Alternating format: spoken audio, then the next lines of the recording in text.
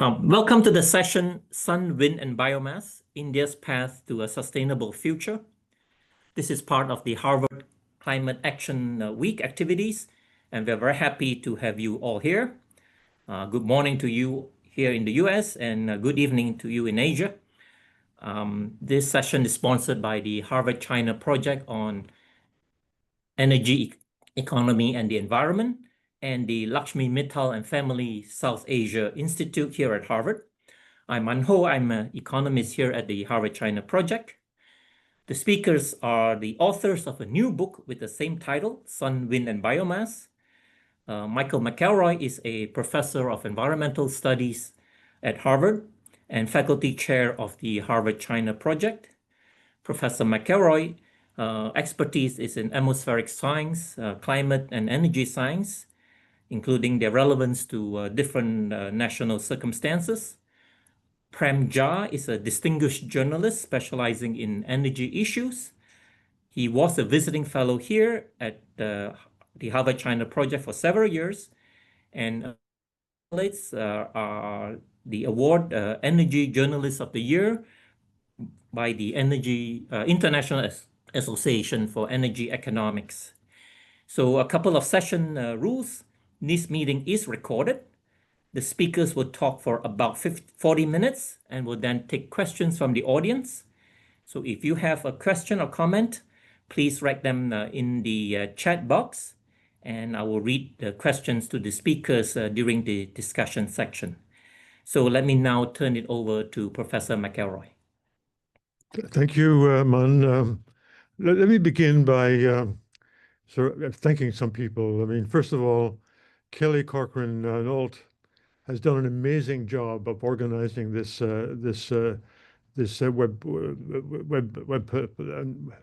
webinar. And also, I'd like to thank Chris Nielsen, who has been a longtime director of the China Project, and also Haiyang Lin, who is a senior member of the staff of the research staff of the project. So all of these colleagues have played a major role in putting this particular activity together.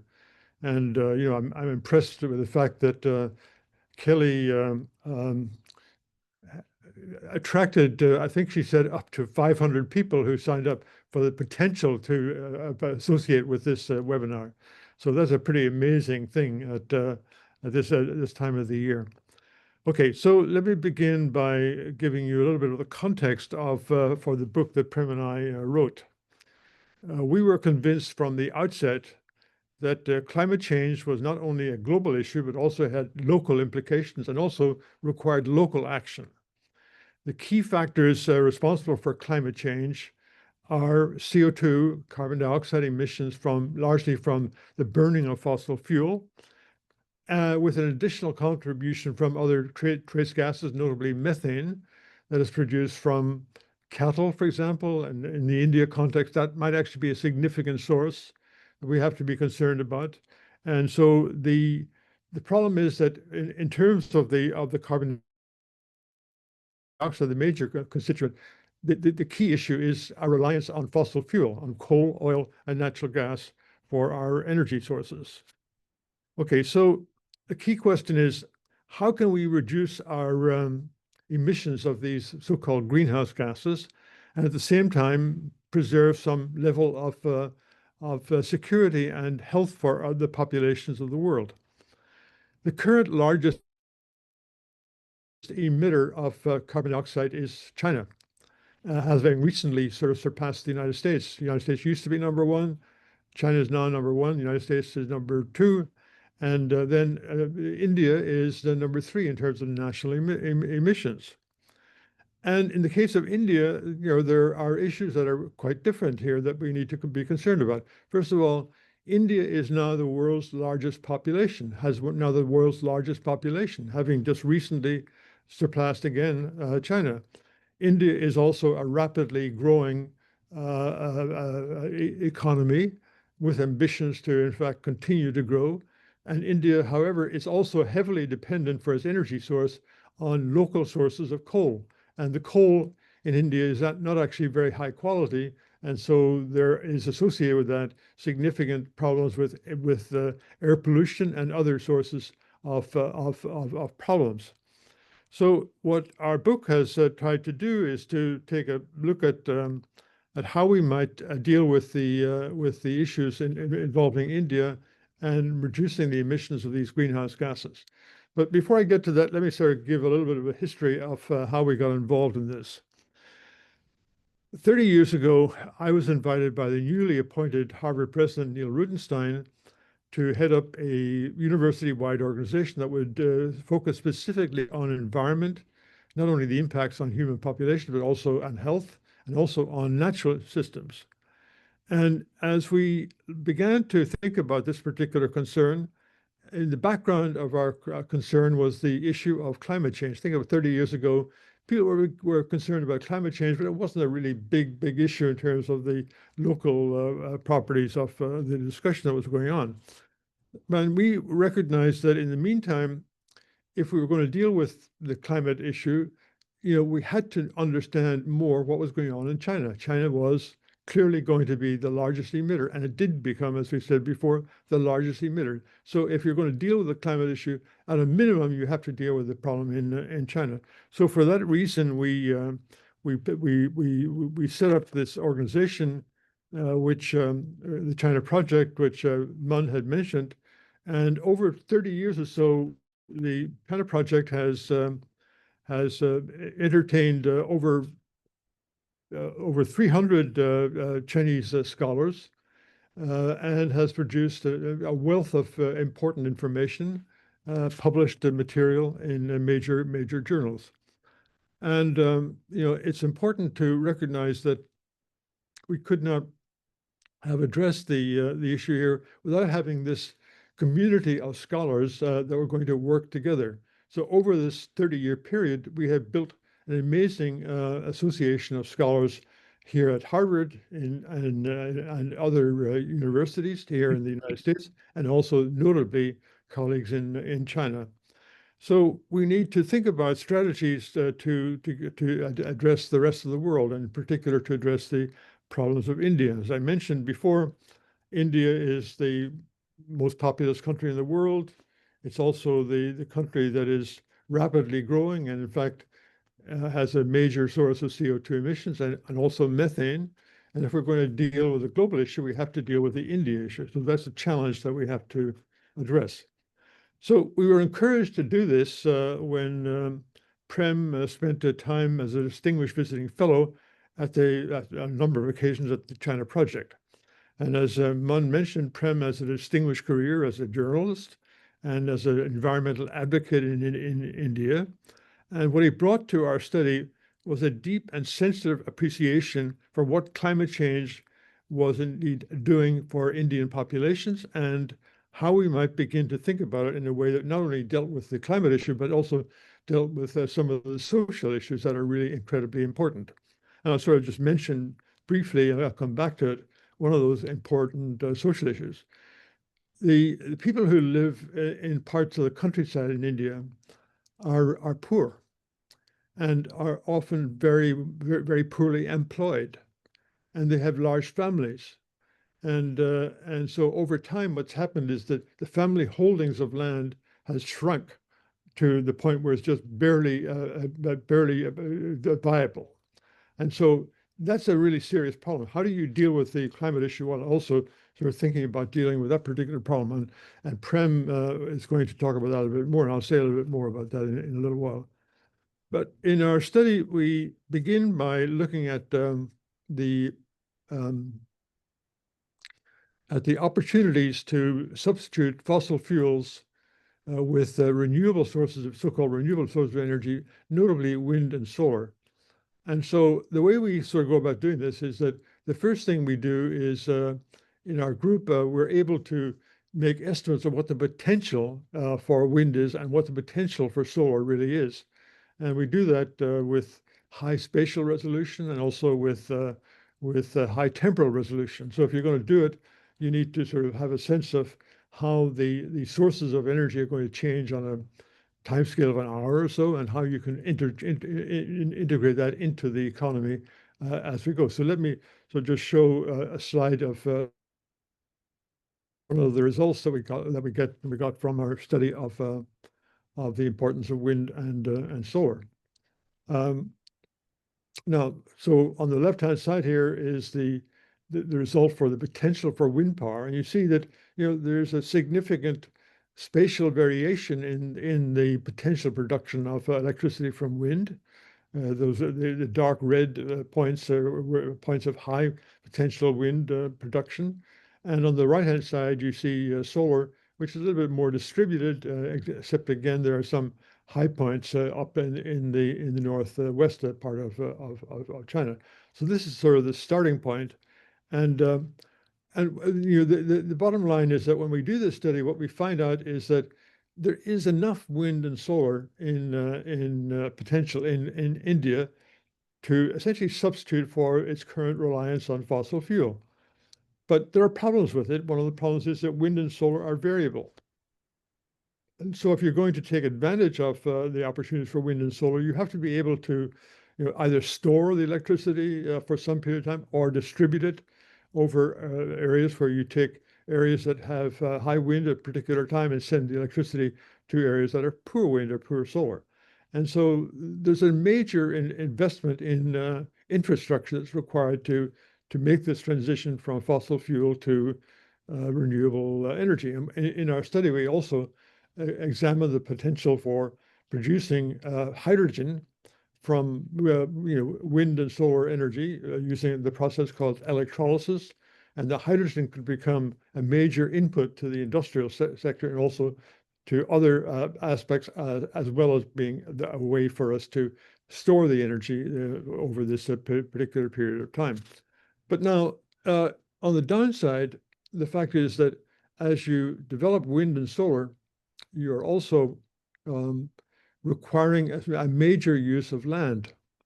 The production of wind and solar requires a lot of land, and if you're going to do this in the large parts of the countryside where those poor people live, how do you compensate them? I mean, are you going to take away their land by fiat, or are you going to make sure that they are indemnified for some way in allowing their land to be used? And so in some respects, wind and solar may be good in this sort of global sense, but it poses local problems that are really, really very important for the local communities. Now, what we did along the way here is to think about opportunities to develop other sources of energy from biomass in particular, from those, and Prem will talk more about this, from this agricultural waste.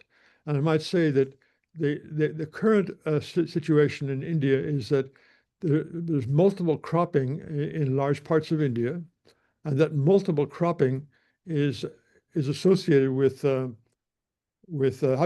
do you prepare the land from one crop to the next crop.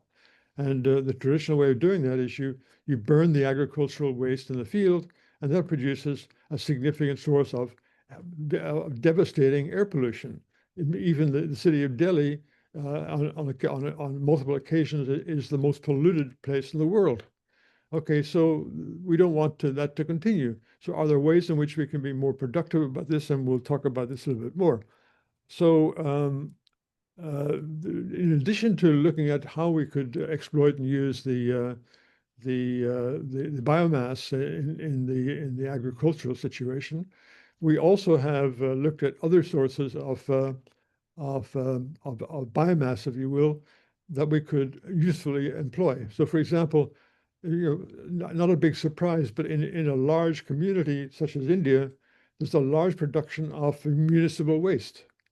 And how do you dispose of that municipal waste? Well, often that municipal waste is burned, or it's sort of dumped in some particular place.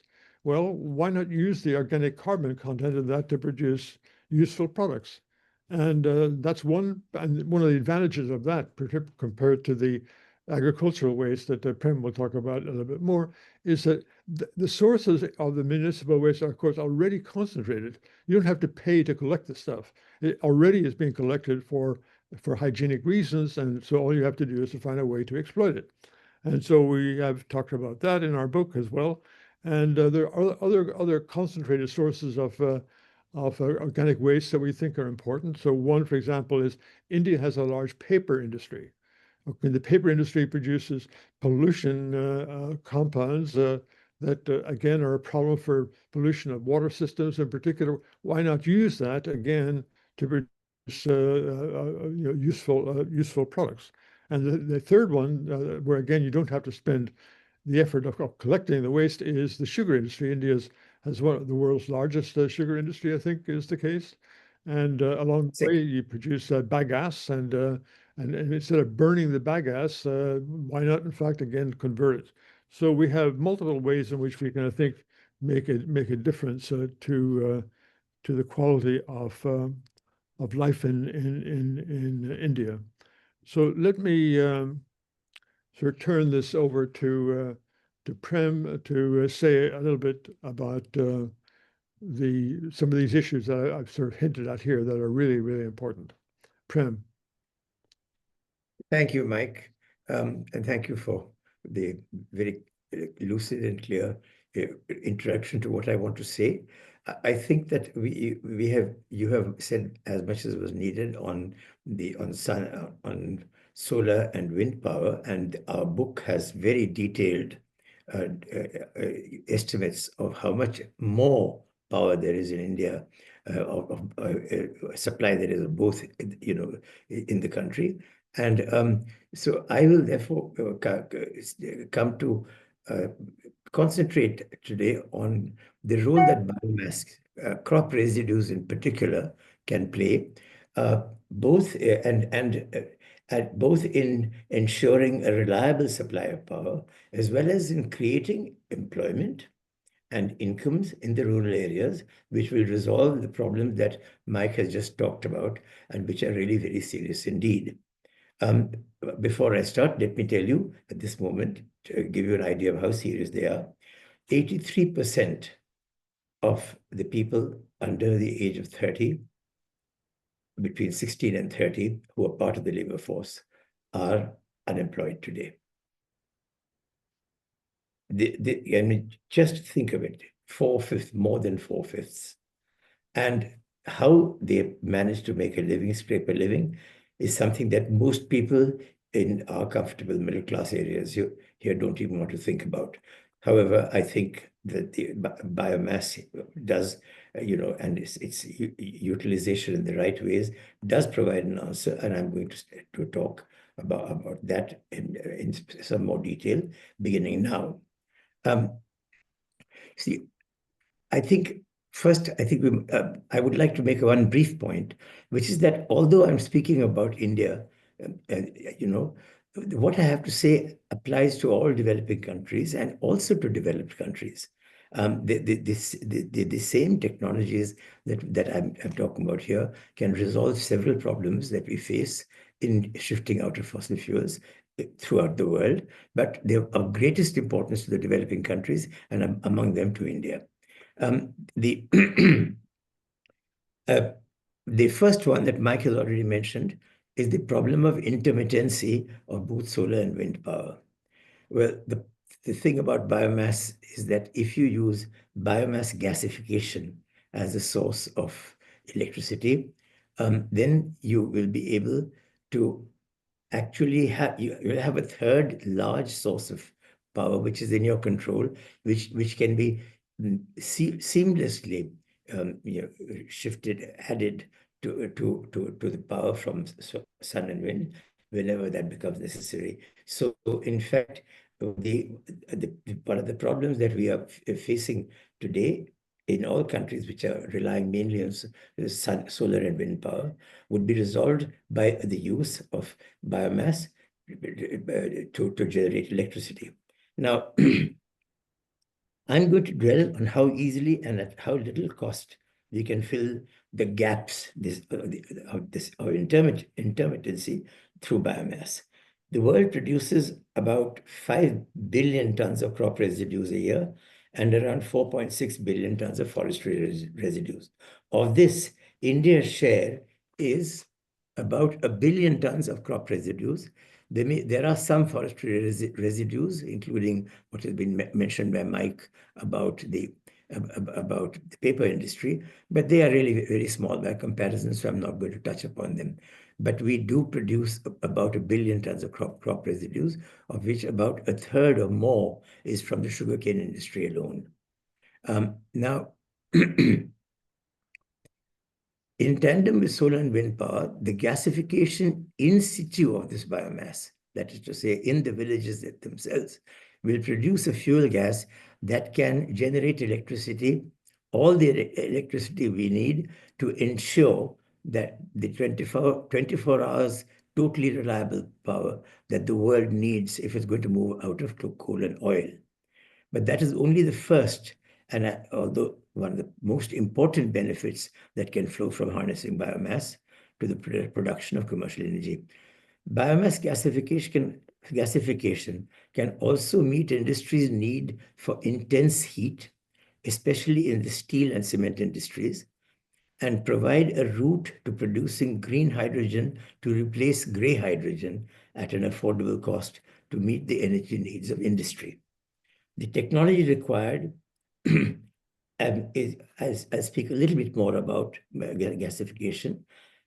Combustion yields only heat and carbon dioxide.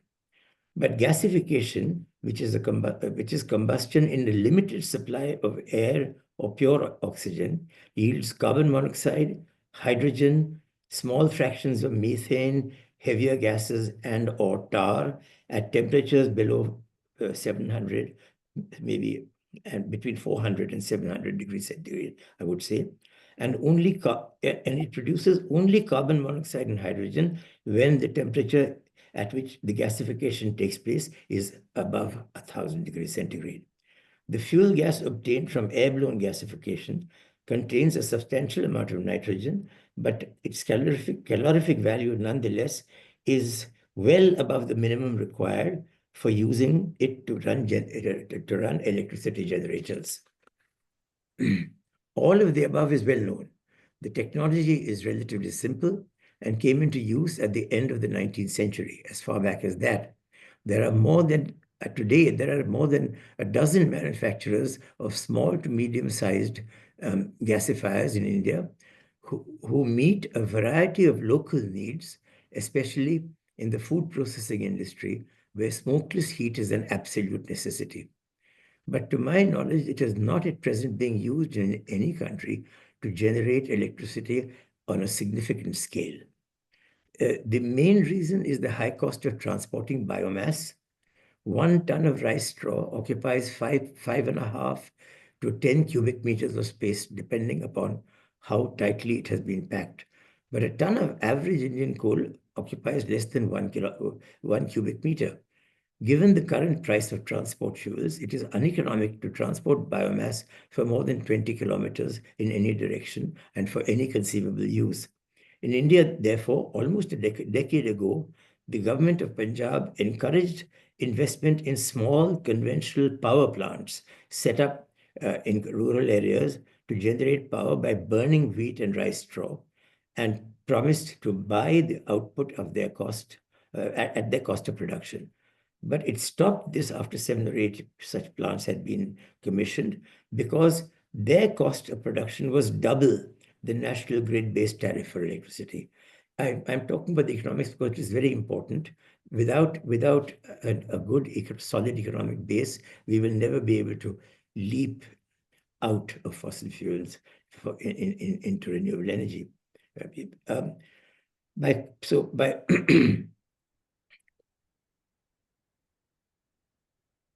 By contrast, power generation from fuel gas obtained from gasification is highly profitable. In one village in Punjab, a gasification-based power generating plant, which is coming up at the moment and will be commissioned in November, will generate 4 megawatt hours per day for 330 days, and its estimated cost of generation will be only 60 to 70% of the grid cost that the government pays to anybody who supplies electricity to the national grid. The sale of this electricity to the National Electricity Exchange will therefore reap the village a handsome profit, in addition to guaranteeing a 24-hour supply of power, and thus enabling it to set up a cold storage plant for its horticulturists. Mike mentioned how small our farmers' tracts of land have become. The poorest of them and the smallest of these are now the biggest producers. They have switched to horticulture, mainly vegetables, and we are among the biggest producers of both onions and tomatoes in the world, and exporters also. And this is because of the poorest farmers. Now, the village-based gasification, the cold storage plant, there is not a single cold storage plant in the whole of India in its 500,000 villages because of the intermittency of power supply. Village-based gasification, which generates power, therefore, one of the prime things that we'll do is to enable cold storages to be set up. And thereafter, there are a few examples that have been, with experiments carried out with solar power, 24-hour solar power, and they show that the farmers' incomes, of the poorest farmers' incomes, will double minimum and more likely treble just by adding cold storages. Now, village-based gasification offers a second important benefit. This is that the residues command high prices in the market. The gasification of rice husk or straw at around 600 degrees Celsius leaves behind close to 25% by weight of biochar and a somewhat larger amount of silica. With only marginal purification, the village will be able to sell the silica to glass manufacturers. Glass and pottery, of course.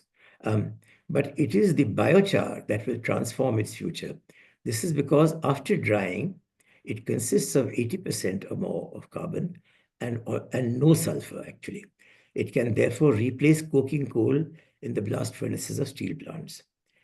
Biochar is also a far better feedstock than coal for producing biofuels through oxygen-blown, hydrogen-added gasification.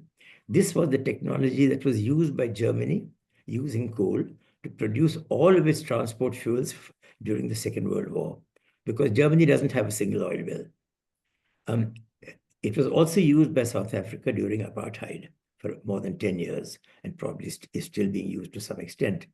Finally, research at several centers in the world is showing that apart from its many current medical and other uses, activated carbon produced from biochar is probably the best starter for the production of carbon nanotubes, which are beginning to replace silicon in high-end computer chips and several other specialized uses.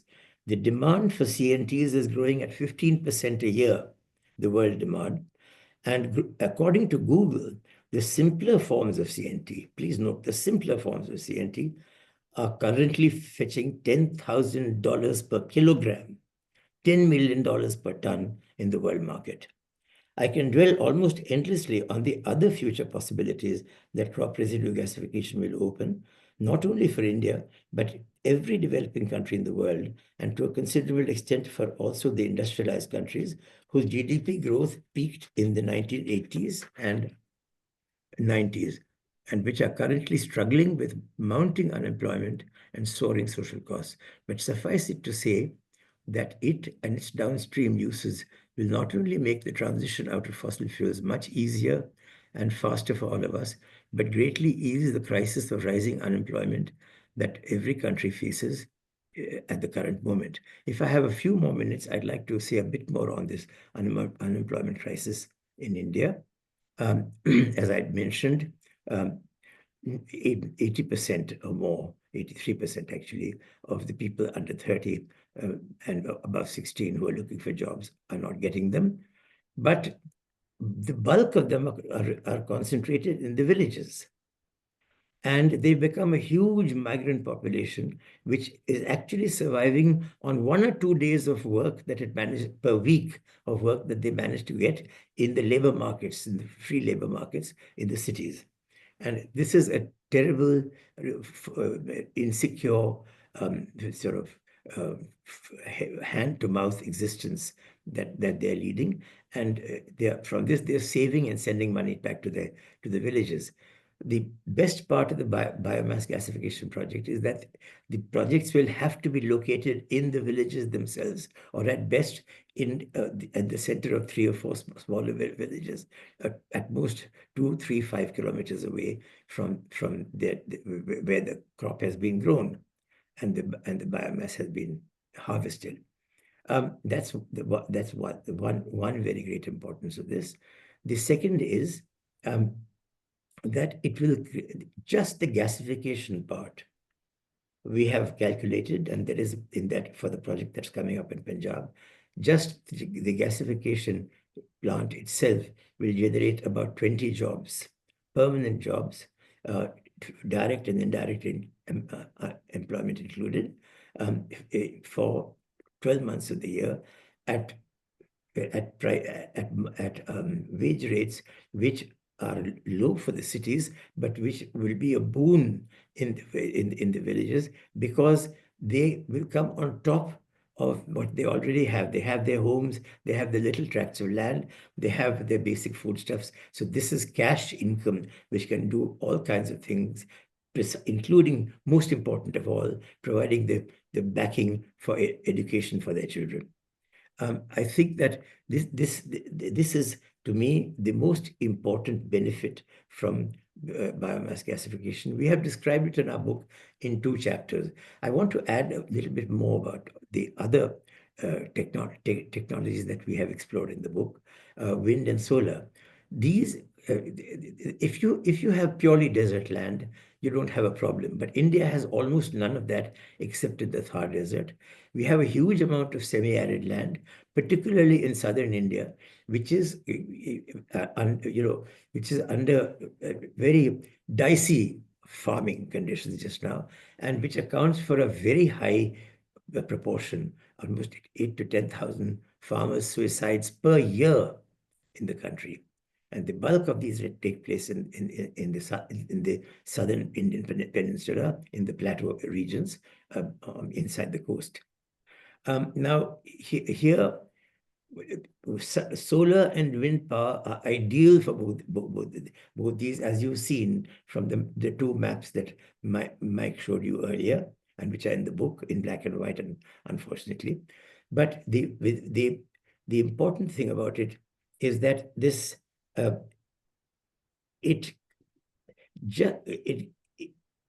if the government only gives a small royalty to the people who are living on this land and making a sort of a marginal living, they will have an assured source of income, which will take away every cause for suicide, and also fund being able to send their children to school.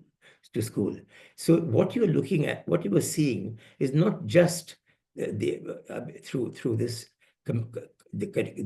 the fusing of wind, solar, and biomass use, which is what the title of our book suggests. What you're seeing is an end to anxiety, suicides in the village, and a very large proportion of the unemployment. There are 500,000 villages. So just think of this, that if you have 20 jobs per village only, without even including the cold storages, you're talking about 10 million jobs being created in the rural areas.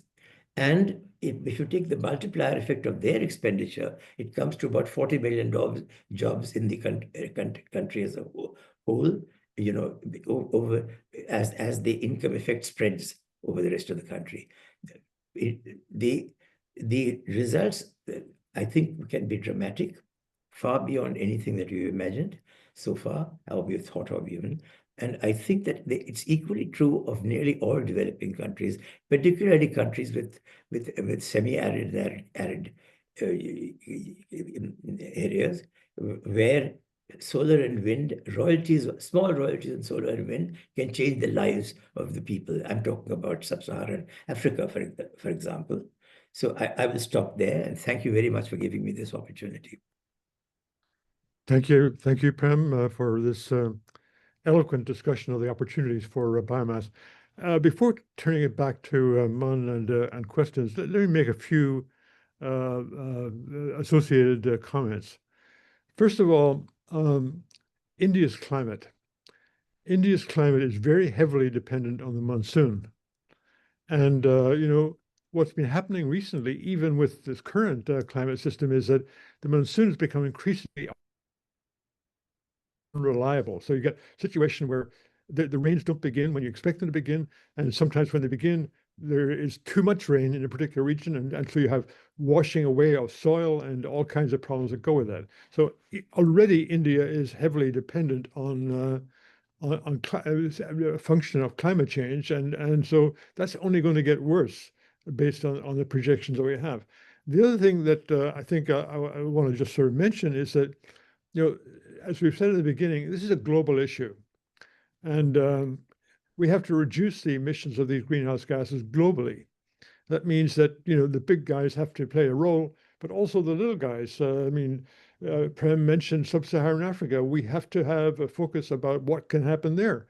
Because once again, we cannot deprive people of the right to a healthy living style just to take care of the rich people who are worried about climate change.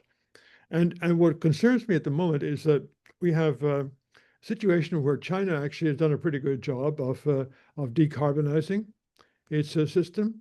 Has taken a lead in production of PV panels and wind turbines. And then on the other side is what's happening in the United States at the moment, where in fact the current administration is not interested in climate change and doesn't believe in climate change, and has ridiculous ideas about whether wind is causing the death of whales and all kinds of stupid things like that. So we're not getting any help from our own country here in the United States.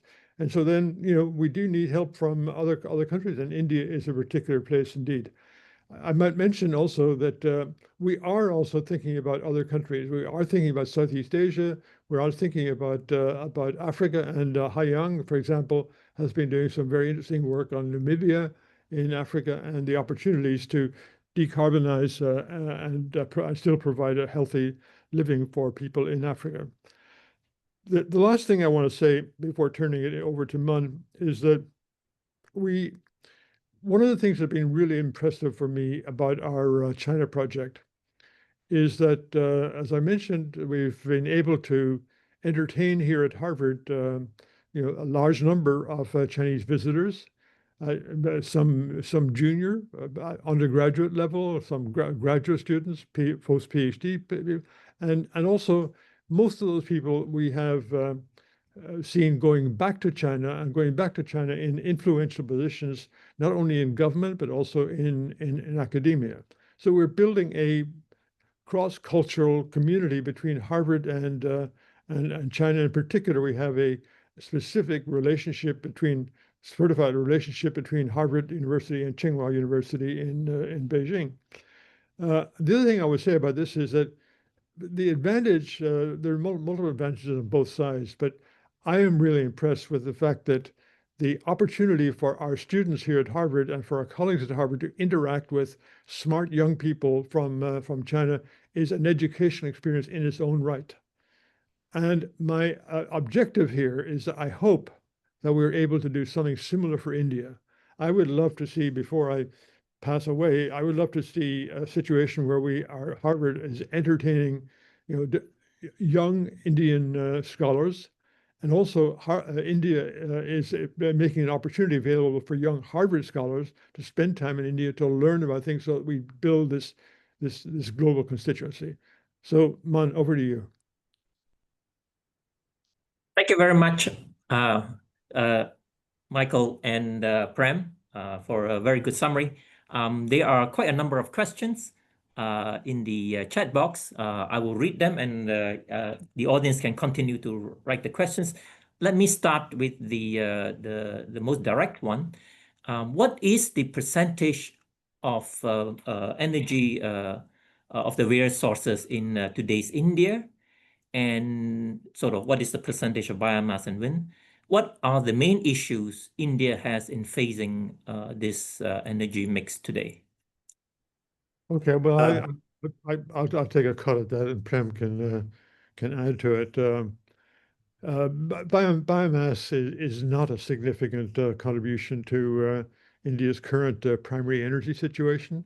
And regrettably, even though there's been some growth, wind and solar are also, down in the low two figures of what is happening for the energy system in India.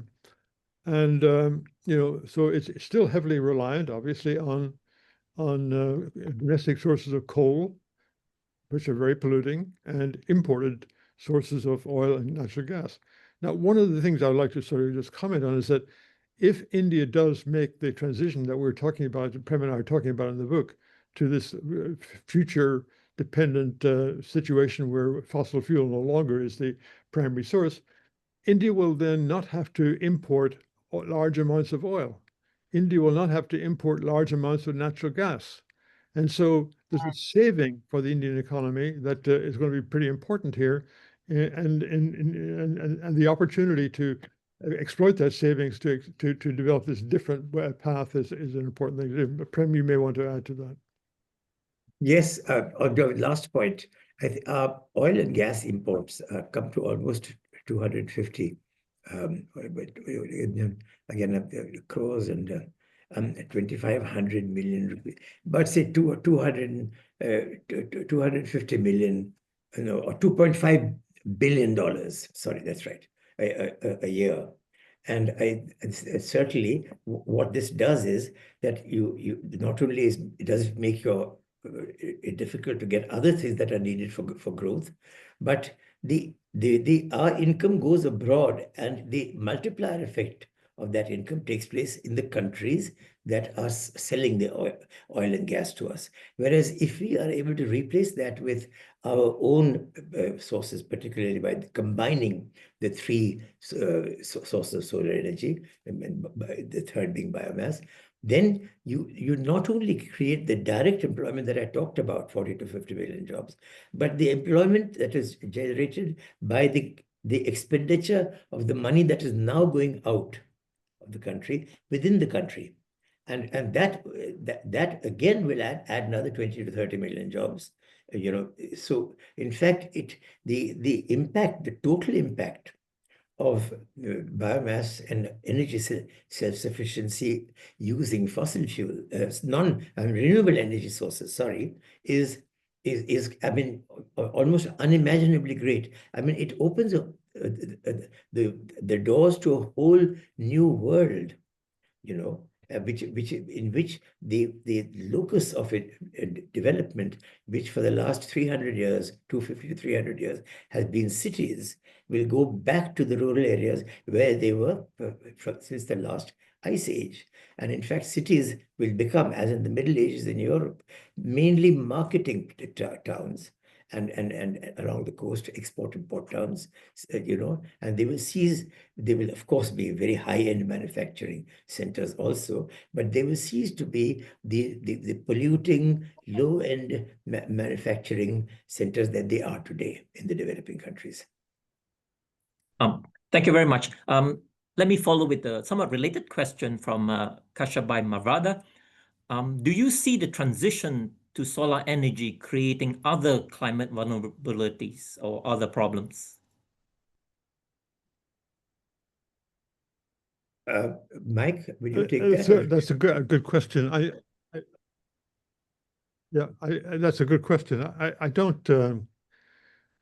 I don't see any particularly important problems that arise due to the transition to using solar PV, so long as we do it in a sensible way. And so we already mentioned the demand for land, and the importance of not setting up a clash between solar energy development and agricultural food production. I mean, that's something to do. But there are other significant opportunities here that we can imagine exploiting. One of which is a piece of work that's been going on in our group here is looking at the way in which PV panels can be used to produce electricity, not just on the roofs of buildings, but actually on the sides of buildings. So there are a lot of opportunities, I think, for progress in dealing with the solar issue. I'd like to add something, but would you very briefly tell me the question again, because it's slipped my mind. I Sorry. tried to read. The question is, do you see the transition to solar energy creating other climate vulnerabilities? Emphatically, no. Quite the opposite. But for Okay. that, you do need to combine all three sources of energy. And Thank you. Is that okay? And the other thing is, I want to emphasize one more thing, that today's technologies that we're talking about for the developing countries are difficult to accept because they take money away from projects that create employment and industry. Whereas if you use biomass gasification and fusion with the other two, you create income sources in the rural areas and employment in the rural areas, and you reverse this process, and you actually generate a sort of not a vicious cycle, but the opposite. What is the word opposite of vicious? A virtuous cycle. A benevolent cycle. Okay. Yeah. Growth. Just if I could, one other issue that we haven't really dealt with is that we need to we use a lot of fossil fuel in aviation, for example, flying our planes around the world. We use a lot of fossil fuel also in shipping. And one of the challenges we have is to decarbonize both those sources. And we have been doing here, and other people in other groups have been doing work on how to use biomass sources to produce the aviation fuels of the future and also the shipping fuels of the future. So there are opportunities here as well for India to make a major contribution to that. I mean, aviation is a big deal in India as it is in the United States and in China. Thank you, Mike. Let me go on to a question from Sajana Jain. You stated that the biomass centers will have to be located in village areas since a rural location is required to establish them. Given that this will create jobs in those areas over time, there will no longer be an influx of people migrating to the cities. Is there any way to hypothesize the effect that the lack of capital spending coming from rural India will have on the cities? I guess they'd like you to talk about the raising the money to spend on these centers and how that might affect the overall investment. First, the cost of biomass gasification is actually very, very small. The project that's coming up in Punjab, the total cost is $600,000 for the entire project. It will generate, as I said, a minimum of 20 direct jobs, and if you include the cold storage, it will become more like 30. And the other downstream products will do, will replace fossil imported transport fuels and generate the multiplier effect that we just talked about. All the effects are beneficial. I have looked to see before we wrote our book whether there are effects that are harmful, and I haven't been able to find a single one. One more thing, the wind and solar go precisely into the areas which are the poorest in India.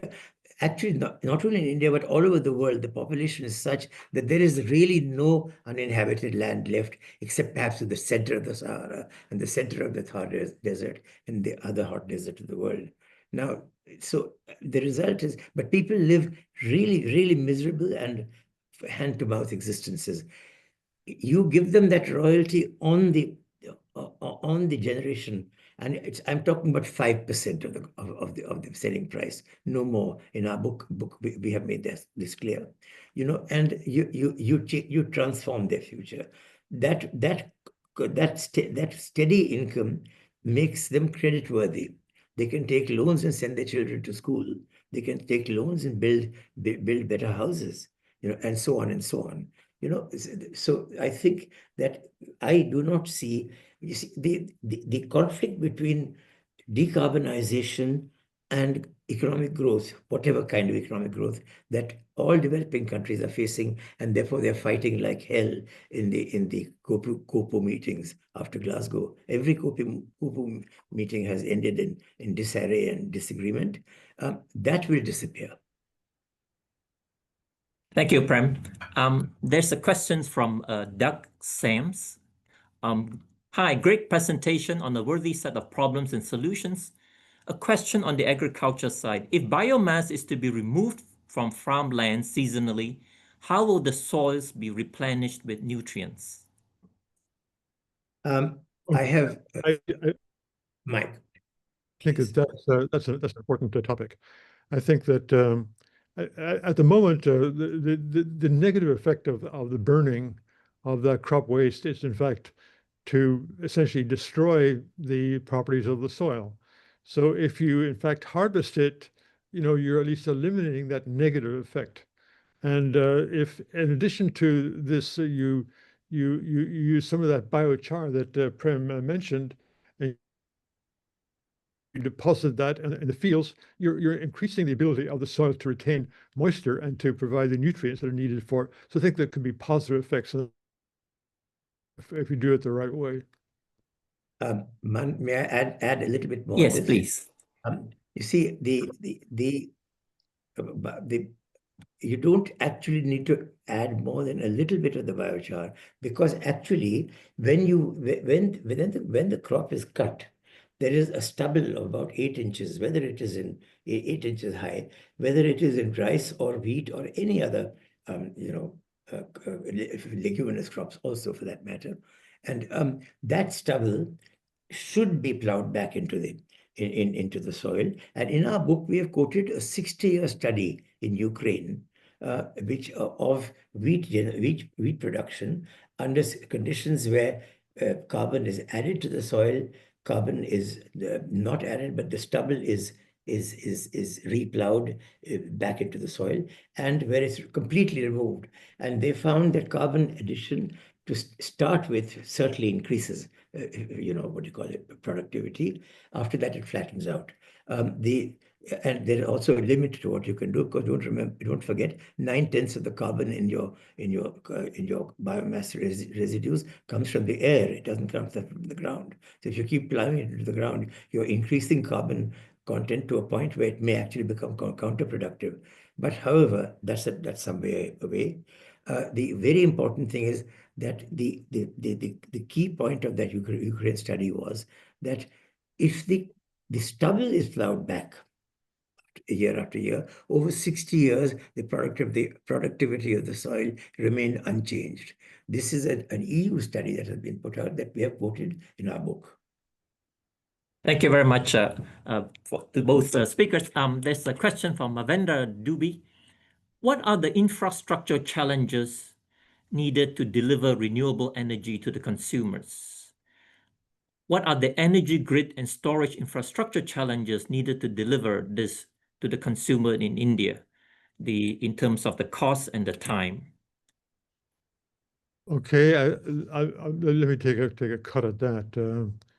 When we did this study on the opportunities for wind and solar and hydrogen, we drew the conclusion that, in fact, if you went down the road of trying to decarbonize the economy by 2050, you could actually do it with a cost that would be actually less than the cost of business as usual, where you continue to import oil and natural gas and burn dirty coal.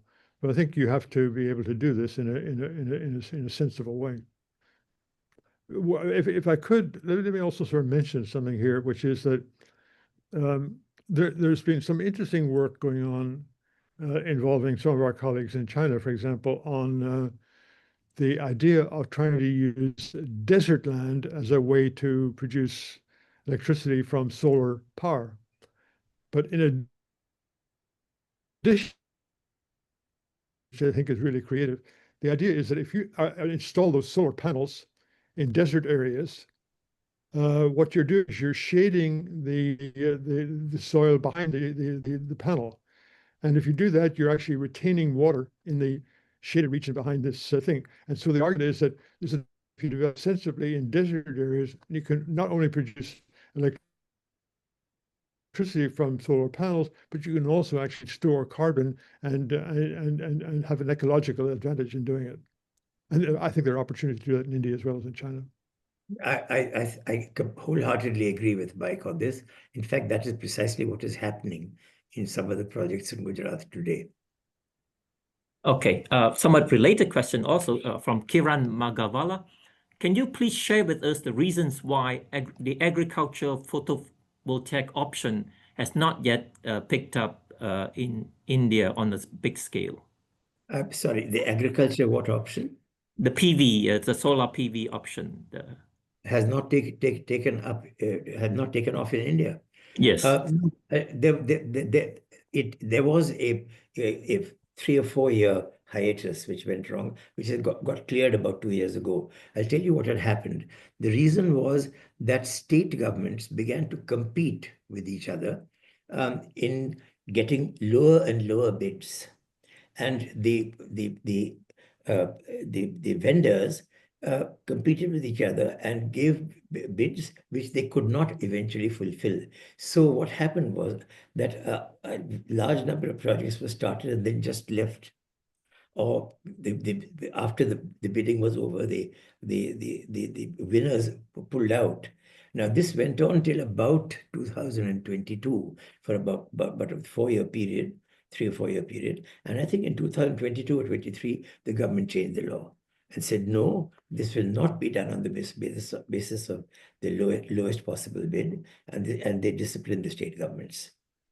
So after that, there was this hiatus for about 4 years, 3 to 4 years, and then solar PV has taken off again. Very good. It's a question from Aman Mehta.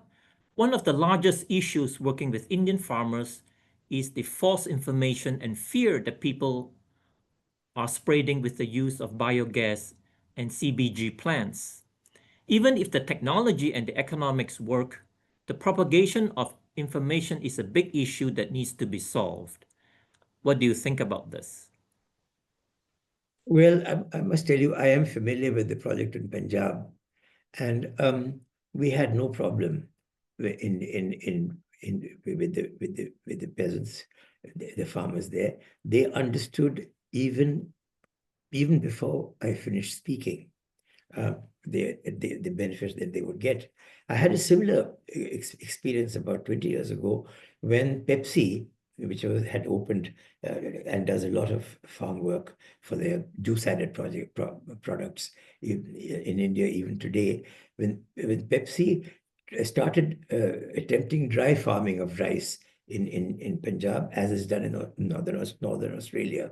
And when I went there, I found that the farmers are actually very, very clued in, and they are able to precisely define what the benefits and costs are. And what they told me was that, yes, this will save a huge amount of water and a huge amount of labor, but the trouble is that dry farming in a hot country like ours, a hot and damp country like ours, of rice, also creates a very large weed population, which we don't know how to get rid of. So it failed because of that. Okay. I hope I've answered the question, but if I have not, please just tell me and I will add a couple more sentences. Okay, I think we can have a few more questions. Charishma Rodriguez have an interesting point. India is a leading global telecommunications leader, and do you see a role for this telecoms technology to help with this energy transition and the use of sustainable resources for harvesting in the agriculture sector? I think that is already happening. Farmers are clued in. As you know, there's almost one iPhone or one mobile phone per person in the country now. There's more than one in every family, and they watch all the time, even far more than I do, for example, what's happening on the podcasts. So I think that is no longer a problem. I think it was a problem about maybe as recently as 10, maybe 15 years ago, but today it isn't a problem. Oh, thank you. Communication is no longer the problem. Okay. There's a follow-up question from Doug Sams about your response to the plowing back the stubble. Any comments on how this plowing the stubble back compares with the trend in regenerative farming towards no-till approaches to minimize carbon release? I think that that's an interesting issue, and it also makes me want to sort of emphasize something that we sort of mentioned briefly, but didn't really deal with it, which is that CO2 is the greenhouse gas that gets a lot of attention. It's easy, you associate the source with fossil fuel burning, and so you know where it's coming from. But remember, as I mentioned, the second most important greenhouse gas is methane. And in fact, the lifetime of CO2 is hundreds of years. The lifetime of methane is more like 10 years. So if you're able to cut down on the source of methane, you can actually have an immediate effect on climate that is really pretty positive. And if I think about methane, I need to think about, in the Indian context, the fact that ruminants, cattle, for example, are a major source of methane, and rice production, wet rice production is also a major source of methane. So we really need to be able to, in fact, deal with that particular issue as well. Thank you. Can I add a Yeah. word? Yes, please. This has been fully recognized in India. And for example, there is an attempt to get modern biogas plants as distinct from that work through fermentation, where you can do both crop residues and the vast amounts of cattle dung that are now being produced in dairy farms. Because India is now the second largest exporter of dairy products in the world after Australia. And apart from the huge consumption within the country.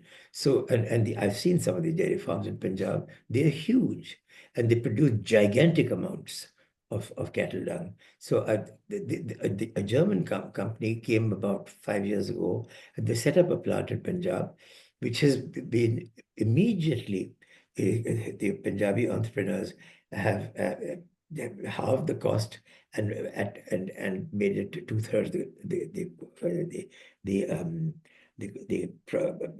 capacity. And there are about 22 plants going up. The only problem is that the methane that they produce the cost of producing is a little bit higher than the maximum cost that the government is allowing people to be charged for synthetic, for CNG for their cars. So I mean, this is now kind of a legislative issue rather than a technological issue. And I fully support the use of both biomass gasification as well as biomass in this sense of combination of cattle dung and straw in fermentation to produce biogas. Thank you. Maybe we will have this as the last question. Can you summarize what you think are the main obstacles to large-scale biomass development? Do you think additional government subsidies will be needed to accelerate these developments? Oh, this is from Joe Herwin. Okay, I think that's a very important issue. I think that there needs to be, and Prem can add to this, there needs to be government involvement in a major way to allow the ideas that we are talking about here to move forward. I mean, to expect things to happen spontaneously on a local region is not really particularly realistic. And I think that, the major changes that we're talking about to to the national electricity system, including major increases in the grid and so on and so forth, again, government has to be involved here. The costing and the subsidies for development of renewable electricity is really very, very important. And so my short answer here is I think that it really does require government involvement at the highest level. And also, I think that what's happened so far is that, well, the Modi government has in fact been fairly aggressively in favor of developing renewable energy issues. In fact, the objectives that Modi set for 2022 were not even met, even close. So it's a difficult problem. Once again, just remind me of the question because I'm just getting old, full stop. Oh, what do you think are the main obstacles to the large-scale biomass development, and is government subsidies and other policies needed? No subsidization is needed because in the Punjab project that I'm talking about, whose detailed project report I have seen, the minimum return on investment at current electricity prices and only on the electricity part of the project, and not including the cold storage, is 40% per annum. That's the minimum return. And when the higher end uses of biochar that I described at the end of my talk come in, and prices reflect it, you will find that the returns will rise, they won't fall. And the Punjab government has fully understood this. You won't believe it. This project got every single clearance. There were 13 clearances required from various departments. They got them within 4 weeks. And there is a subsidy in the country, apart from carbon credits, for any renewable energy project, particularly rural-based ones, of about 50% of the capital, which this project has not even factored in so far. Okay, thank you. I think we are out of time. Let me just remind you of the book again. The title is Sun, Wind, and Biomass, India's Path to a Sustainable Future. It's going to be posted on the chat group. We thank you all for following this very important topic. So let me have Professor McElroy give some closing remarks. Thank you, Man.